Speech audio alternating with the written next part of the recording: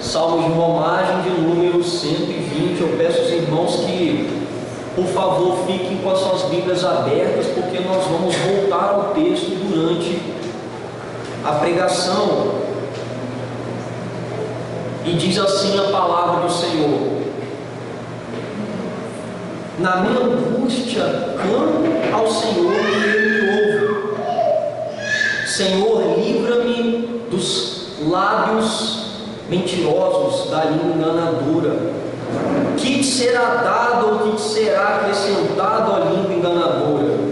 7 agudas do valente e brasas vivas de zimbro. Ai de mim, que peregrino em Meseque e habito nas tendas de Quedar. Já há tempo demais que habito com os que odeiam a paz. Sou pela paz, quando porém eu falo, eles teimam pela guerra. Feche seus olhos, vamos orar ao nosso Senhor. Senhor Deus soberano e eterno, tivemos o privilégio de ler a Tua palavra e vamos ter também o privilégio de ouvir a Tua palavra, Senhor, a Tua igreja, cada um de nós. Que o Senhor possa iluminar o nosso entendimento para compreender a Tua verdade. Nos ajude a guardar a Tua palavra no nosso coração e também praticá-la em nossa vida. Ó Deus, tenha misericórdia de nós. Nos ajude a ter atenção na palavra pregada. Nos transforma. Esteja conosco. Em nome do Senhor Jesus Cristo. Amém.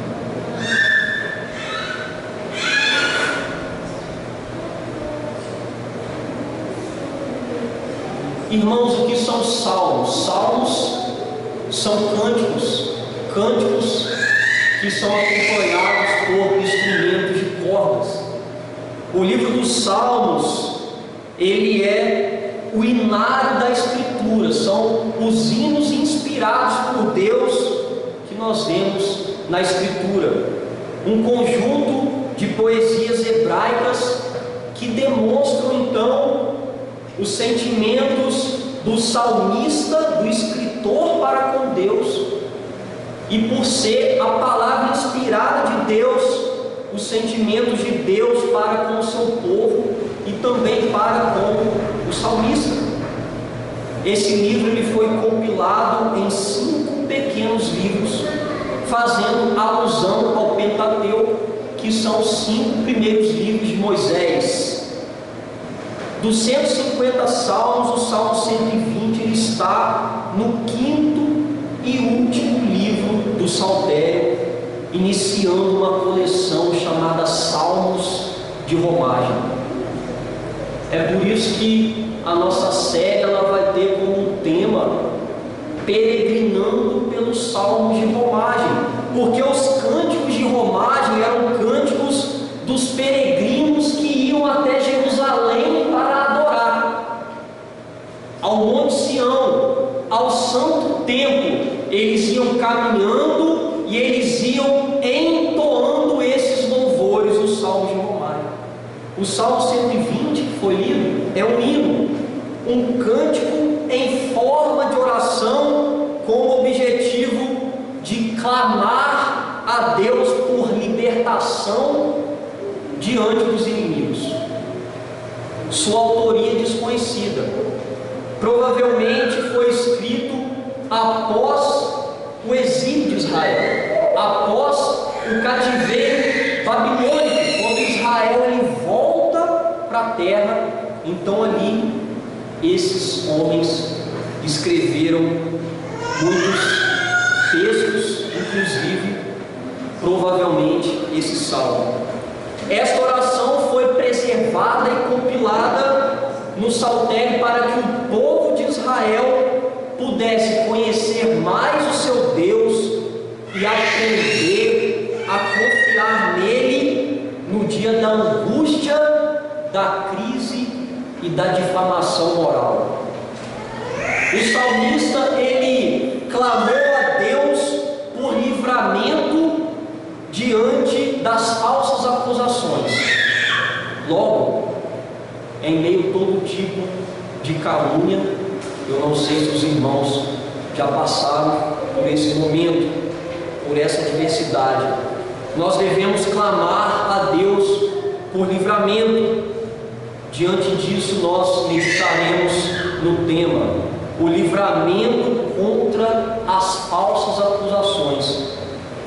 Mas, irmãos, quando nós somos libertos, então, das falsas acusações? Somos libertos quando, em primeiro lugar, nós clamamos seguros ao Senhor. Por favor, olhe para a sua Bíblia, verso 1 e 2, vamos entender o texto sagrado. Diz assim o verso de número 1 e 2: Na minha angústia clamo ao Senhor, e Ele me ouve. Senhor, livra-me dos lábios mentirosos e da língua enganadora. O salmista, ele inicia dizendo aqui que ele está num momento de terrível angústia, dificuldades, aflições, problemas. E o que ele faz? Ele clama ao Senhor. Interessante que ele não apenas chama, como nós chamamos uma pessoa, mas o texto diz que ele clama, uma ação instantânea, algo que parte de dentro do coração em direção ao coração de Deus. Ele clama ao Deus da sua vida no momento de diversidade. John Phillips, comentando essa expressão, diz que o salmista clamou, e ele diz: de maneira constante e atenta e ansiosamente, não como um simples gesto externo ou uma elevação da voz, mas sim com forte emoção interior. Então esse homem aqui nesse salmo está clamando, e ele conclui o verso primeiro: e ele me ouve. Não está escrito aí, e ele me ouve. A melhor tradução para esse texto seria: e ele me responde. E quando você faz uma análise aqui no texto hebraico, você vê que o verbo aqui, ouve, responde, está no tempo imperfeito, que indica uma ação em andamento. Ou seja, o Senhor, ele estava pronto para ouvir o teu servo e responder o seu clamor. Irmãos, o nosso Deus é um Deus atento, que ouve os nossos clamores.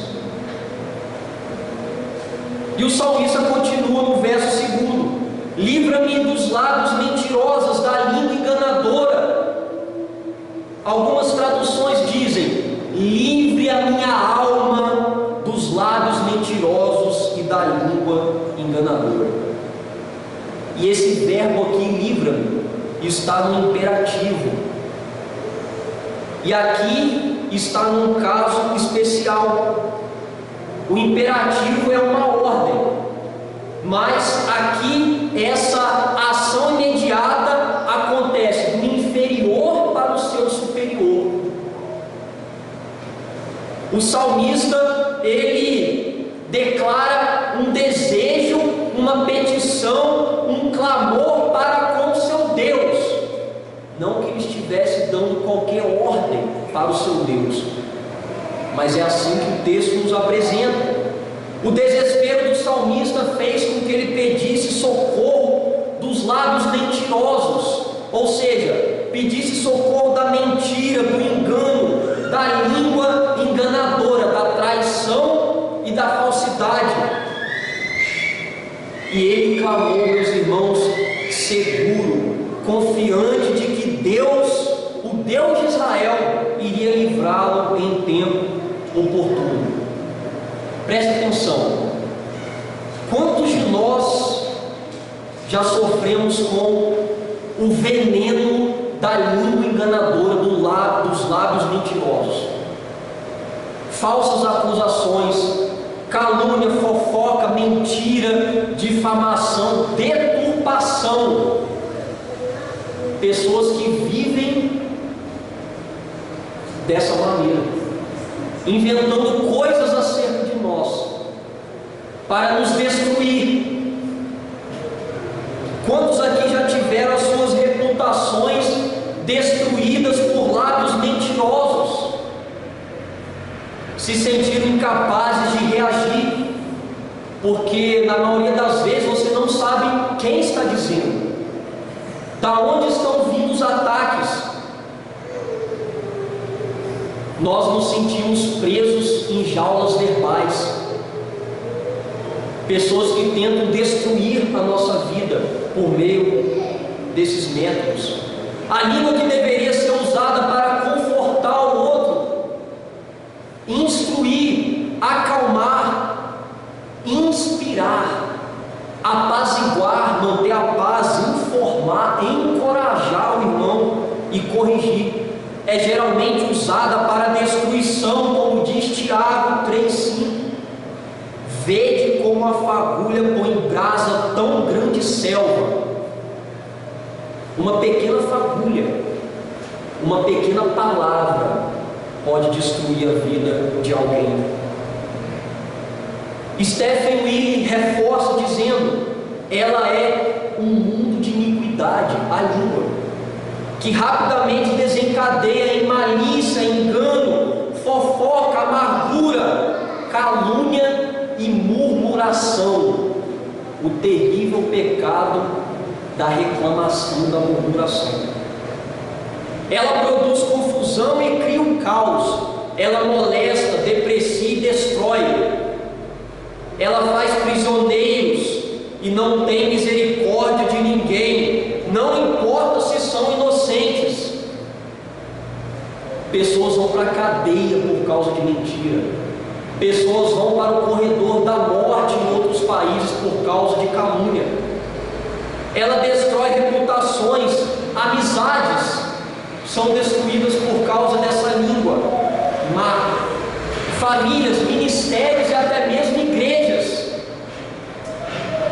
É sob ataque do pequeno órgão que nós devemos clamar por Deus, que tudo vê e há de nos socorrer. Nós não conseguimos ver, mas Deus, Ele de maneira implacável está vendo todas as coisas, meus irmãos. Nós estamos meditando no tema o livramento contra as falsas acusações. Além de nós sermos libertos quando clamamos, nós somos libertos das falsas acusações quando, em segundo lugar, confiamos em sua justiça. Por favor, olhe para a sua Bíblia, versos 3 e 4, diz assim: que te será dado ou que te será acrescentado a língua enganadora, setas agudas do valente, brasas vivas de zinco. Setas, brasas. O salmista inicia o verso 3 com uma pergunta. Estão vendo aí? Uma pergunta, um ponto de interrogação. O que te será dado e o que te será acrescentado à língua enganadora? É como se ele estivesse dizendo assim: mentiroso, o que será que Deus vai fazer com você? Como Ele vai retribuir esse mal? Como será que Ele vai castigá-lo? Ele faz um tipo aqui de juramento imprecatório, se dirige particularmente aos seus difamadores. Ele está ciente, meus irmãos, de que a vingança não lhe pertence, e confiantemente ele faz essa pergunta e essa afirmação, sabendo que Deus ele age com justiça, e ele responde no verso 4: olha o que será dado a esses enganadores: setas agudas do valente, brasas vivas de zinco. A vingança não nos pertence, irmãos. O nosso Deus, Ele é um Deus de amor, mas Ele também é fogo consumidor. Ele é um Deus de justiça. e é Ele que faz justiça em nossas vidas. As setas agudas são flechas afiadas do guerreiro, um guerreiro que lança uma flecha capaz de penetrar qualquer superfície. E as brasas feitas de zimbro penetram com mais eficácia e queimam com mais intensidade do que qualquer outra madeira. A imagem relata o que os caluniadores são dignos de receber justamente da parte de Deus: flecha e fogo. Eles não ficarão impunes. A rápida e terrível vingança retributiva do Altíssimo, que sobrevirá a todos que praticam a falsidade e a mentira. É isso que o verso diz. Da mesma maneira que os lábios mentirosos são como setas que penetram no coração e como fogo que incendeiam todo o corpo, Deus é quem retribui a maldade dos acusadores na mesma proporção, de maneira justa, exatamente aquilo que eles merecem. É nessas horas que nós devemos entregar todos aqueles que nos querem fazer mal nas mãos de Deus. Nós temos um Pai que nos protege, um Deus que não tira os olhos de nós. Como diz o texto, horrível coisa é cair nas mãos do Deus vivo. Hebreus 10, 31. Se você for na delegacia dar uma queixa contra uma falsa acusação e uma calúnia, pode ser que essa queixa seja arquivada e você sofra sem ver justiça sendo feita. Mas para com os filhos de Deus não é assim. Deus, Ele nos olha, Ele percebe, Ele sonda os corações e Ele executa a sua justiça. O que são as mãos dos homens perto das mãos de Deus? Nós estamos meditando aqui no tema o livramento contra as falsas acusações. E além de nós sermos libertos quando clamamos e quando confiamos na justiça de Deus, nós somos libertos, em terceiro lugar, perseverando no caminho da paz.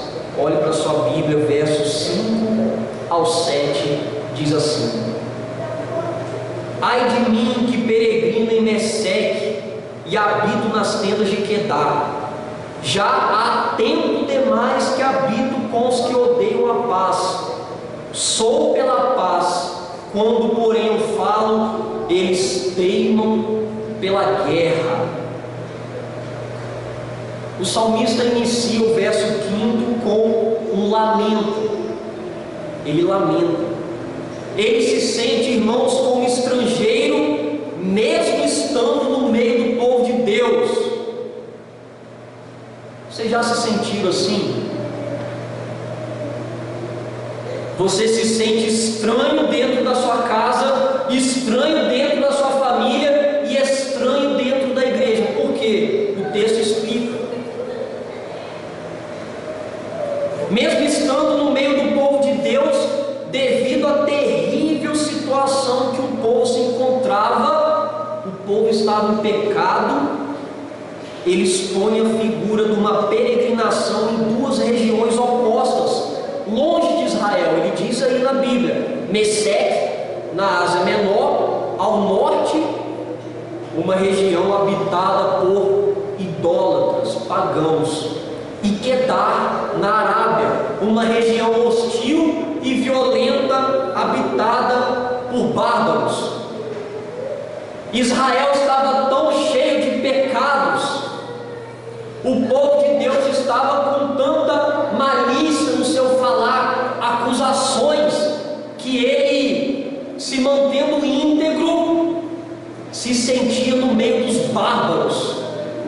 Já se sentiram assim no meio da igreja? Parece que só você está buscando, só você está se santificando, só você está buscando por integridade, enquanto todos estão em pecado e te perseguem e levantam acusações contra você. Isso pode acontecer. Segundo Alan Herman, ele diz: tão aguda era a angústia do salmista que sentia como se estivesse vivendo entre bárbaros. Ele era um estrangeiro em sua própria terra. Ele estava na sua terra, mas se sentia um estranho. O verso 6 diz que havia muito tempo que ele habitava entre os que odiavam e desprezavam a paz. O povo odiando e desprezando a paz, servos do Deus da paz. Olha que situação. E no último verso ele diz que os quais o cercavam eram maliciosamente hostis, porém ele, diferentemente deles, estava disposto à paz. Disposto à paz. Um fato interessante é que o salmo não termina com os seus inimigos sendo destruídos. Não mostra aqui, mesmo ele confiando na justiça de Deus, não mostra aqui nesse salmo Deus executando o seu juízo e a sua justiça sobre eles. Não mostra esses homens sendo destruídos, mas mostra o coração do salmista sendo tratado, o caráter do salmista sendo tratado. Deus não liberta o escritor dos seus problemas, mas de si mesmo. Irmãos, às vezes nós estamos cercados de pessoas que querem nos destruir, cercados de inimigos, e não são todas as vezes que Deus vai executar a sua justiça naquele momento, mas Ele vai tratar o nosso coração, Ele vai tratar o nosso caráter, para que sejamos mais santos naquele meio, mais íntegros naquele meio, mais misericordiosos naquele meio. Foi exatamente isso que Deus fez com ele, e Ele pode fazer conosco. Nem sempre Ele vai nos livrar daquele momento, mas Ele vai trabalhar o nosso caráter. Deus liberta o salmista mudando a sua perspectiva, com isso preservando do pecado, fazendo preservar e caminhar no caminho da paz, mesmo estando em território inimigo. De maneira semelhante, o Senhor Jesus passou por muitas calúnias. Isso não acontece só conosco, isso não acontece só com você, não aconteceu só com o salmista, mas aconteceu com o próprio Rei da Glória, o Senhor Jesus. Os seus inimigos o interpretaram mal, observe, adulteraram suas palavras, zombaram de Jesus e falaram mal dele, o mal disseram. Eles o acusaram de violar o sábado, de violar a lei. Eles disseram que Jesus rejeitava as Escrituras. Eles disseram que Jesus blasfemou no templo, que Jesus servia ao diabo, apoiava os romanos e que proferia enganos. Eles acusaram Jesus, e para onde Jesus foi? Para a cruz, para a tortura. Eles zombaram de Jesus dizendo: salva-te a ti mesmo se és Filho de Deus, e desce da cruz. Mateus 27, do 39 ao 40. Cristo, Ele passou por todo tipo de tormenta, falsas acusações, para salvar o seu povo, para salvar a mim e a você, aqueles que creem nele e se arrependem dos seus pecados. Ele foi caluniado, zombado, torturado, pregado na cruz. E como Cristo reagiu a isso? Muitas das vezes nós reagimos as mentiras, as falsas acusações, dando troco, armando, enganando, pagando na mesma moeda. O que Cristo fez? Como Cristo reagiu a tudo isso? Ele, quando ultrajado, não revidava com ultraje, não pagava o mal com o mal, mas pagava o mal com o bem. Quando maltratado, não fazia ameaças, mas entregava-se àquele que julga retamente, carregando ele mesmo em seu corpo, sobre o madeiro, os nossos pecados, para que nós, mortos para os pecados, vivamos para a justiça. 1 Pedro 2, 23, 24. Aqui está a resposta. Em vez de vingar-se, Cristo escolheu entregar tudo àquele que julga retamente. É assim que nós devemos fazer. Diante do que foi exposto, o texto nos oferece alguns desafios. Em primeiro lugar, Deus requer que você, e quando eu digo você, eu também estou incluído, que diante das falsas acusações, clame seguro a Deus. Mas não apenas isso, confie que Ele fará justiça a seu tempo, e persevere no caminho da paz, não caia na rebelião. E se você tiver caluniado alguém, agora eu vou falar do outro lado da moeda. Se você estiver caluniando alguém, armando, tramando, mentindo, o que a Escritura diz? Pare, abandone, se arrependa e corra. Por que corra? Flechas e fogo da parte do Senhor é o que cai justamente sobre esses. Corra, meus irmãos, e peçam perdão para quem você fez isso. Imediatamente, peça perdão. Em segundo lugar, Ele requer essa atitude de você nos mais diversos momentos da sua vida. Diversos momentos e situações, quando alguém inventa algo de você e você pode ser preso por isso, quando alguém levanta uma calúnia, colocando você contra a sua esposa e a sua esposa contra você, tentando destruir o seu casamento, quando um filho do diabo quer destruir a igreja, ele começa a semear calúnias. Nesses momentos, nos momentos mais dramáticos da vida, nós devemos fazer isso. Quando alguém te acusa de algo que você nunca viu, nunca ouviu falar, não sabe quem, não sabe nem o que a pessoa está dizendo, ou até mesmo de um pecado que Cristo já te ajudou a vencer, eles ficam suscitando, trazendo à tona.